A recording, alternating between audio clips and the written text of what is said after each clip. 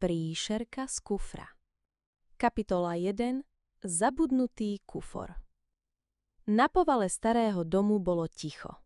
Prach tančoval v slnečných lúčoch, pavúčie siete sa trblietali ako jemné záclonky. Ema sa tam rada hrabala, lebo vždy našla niečo zvláštne. Starý klobúk, rozbitý budík či pohľadnicu z krajiny, kde nikdy nebola. Tento raz však natrafila na veľký hnedý kufor.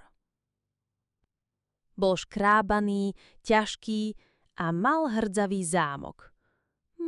Kto ťa tu nechal? Zašepkala Ema a rukou prešla po jeho vrchu. V tom sa ozvalo škriap, škriap, škriap, škriap. Ema odtiahla ruku a oči sa jej rozšírili. To sa mi zdalo, alebo... Nie, nezdalo sa. Zvnútra kufra to znelo znova. Škriap, škriap.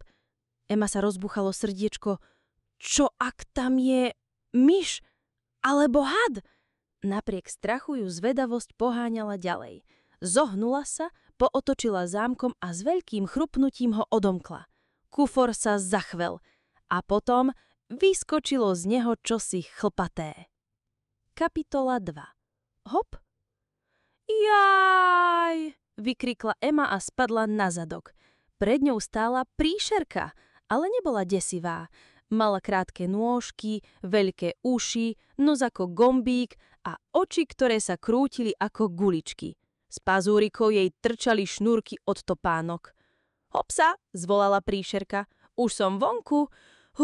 To bola dlhá cesta. Ema otvorila ústa do korán. Ty si príšerka? No a čo? Ale nemusíš sa báť. Ja som fňukotvor. Vieš, čo robím? Žerem fňukoty a slzičky. Mňam, mňam, chutia ako malinový sirup. Ema sa rozosmiala. Fňukoty, to si vymýšľaš. Nevymýšľam. Keď niekto plače, ja to prídem, šup, šup a fňuk, fňuk, všetko zjem. A z plaču je hneď úsmev. Kapitola 3. Skrotenie smiechu. Fňukotvor si sadol na koberec a začal robiť grimasy. Jedno ucho zdvihol hore, druhé nechal visieť dolu, oči pretočil, že mu ostali len bielka a jazyk vyplazil až po bradu. Ema vyprskla. Ti prestaň, to je také smiešné. A to ešte nič je. Zaškieril sa a začal vydávať zvuky. Blu, blu, blu, blu, špliaš, pr, pr, pr, hik, hik, hik. Ema sa smiala tak, až spadla na povinku. Dobre, už nevládzem, lapala dých. Príšerka sa uklonila. Vidíš, už nikdy nebudeš musieť fňukať. So mnou sa budeš iba smiať. Ema si ho začala obzerať. Bol chlpatý ako plyšový medvedík, ale živší a veselší. Vieš čo? Môžeš ostať u mňa. Fňukotvor sa zatváril na tešenie a spravil kotrmelec. Hurá! Kapitola 4. Tajomstvo kufra. Ale ako si sa ocitol v kufri? Spýtala sa Ema. Fňukotvor sa posadil, uši mu smutne klesli. Kufor je brána, kedysi tam žilo veľa príšeriek. Každá mala svoju úlohu. Ja som jedol fňukoty, iný zháňal stratené sny, ďalší chránil plyšákov pred roztrhnutím. A kde sú teraz? Stratili sa. Povzdychol sa. Ľudia prestali veriť na kúzla. Kufor sa zavrel a ostal som sám. Ema stisnula pery. Takto už nebudeš sám. Budeš mať mňa? Fňukotvorové oči sa rozžiarili ako lampičky. Naozaj? Naozaj. Kapitola 5. Výprava do detskej izby. Ema zobrala fňukotvora do svojej izby. Keď vošli, hračky na poličke akoby ožili. Babiky sa pozerali, autíčka zablikali svetielkami a stavebnica cinkla. To je môj nový kamarát, predstavila Ema. Nebojte sa ho.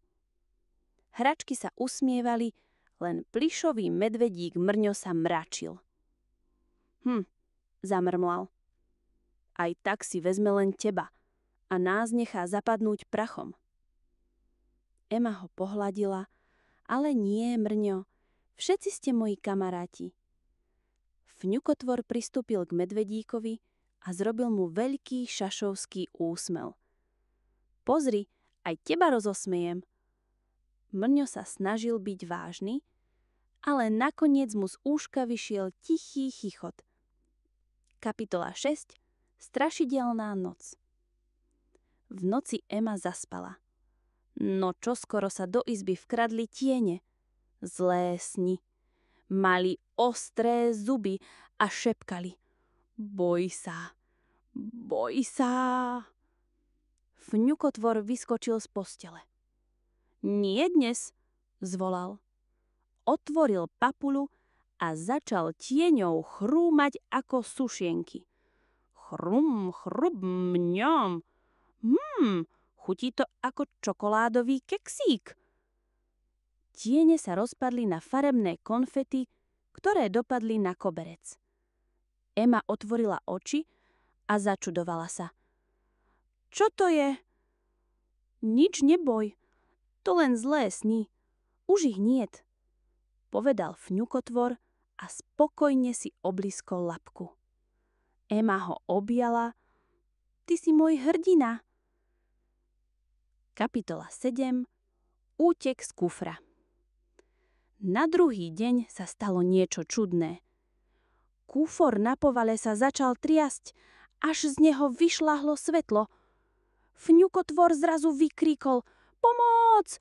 Kufor ma volá späť! Nie! Skríkla Ema a chytila ho za ruku. Ale príšerka sa vyšmykla a s veľkým šup zmizla vo vnútri. Ema ostala sama. Musím ho zachrániť, rozhodla sa. Kapitola 8. Cesta do kufra. Ema otvorila kufor a vliezla dnu. Hneď sa ocitla vo zvláštnom svete. Všetko bolo postavené z hračiek. Domy boli z lega, stromy z kociek, rieka z guľôčok. Na námestí stál obrovský tvor. Kľúčostrážca. Mal telo ako zámok, oči ako kľúče a hlas dunel ako bubon. Dieťa, prehovoril. Tento fňukotvor patrí do sveta kufra. Nemôže ísť s tebou. Ema odvážne vystúpila dopredu. Ale on je môj kamarát. Chcem, aby bol so mnou. Kňučostrážca sa zamyslel. Možno ho pustím, ale iba, ak dokážeš, že veríš v kúzla. Ako? Ohádni moje hádanky, prejdi most z lega a ukáž mi smiech v obrázku. Ema si lámala hlavu, ale nakoniec všetko zvládla. Hádanky od Ríka, most prešla s odvahou a nakreslila obrázok plný farebných úsmevov. Kľúčostrážca sa usmiel. Si odvážna a máš veľké srdce. Tu máš zlatý kľúč. Ema otvorila veľký zámok a fňukotvor vyskočil von. Jupí, už som späť. Kapitola 10. Návrat domov. Kufor sa zatriasol, zablikal a potom sa zmenil na obyčajnú škatuľu na hračky. Fňukotvor chytil Emu za ruku. Už nikdy ma nič neodvedie preč. Odvtedy býval s ňou v izbe. Pomáhal jej smiať sa, odháňal zlé sny a niekedy sa hral s hračkami tak, že celá izba znela ako cirkus. A Ema už vedela jedno. Keď veríš na kúzla a priateľstvo, aj obyčajný kufor môže ukrývať celý svet.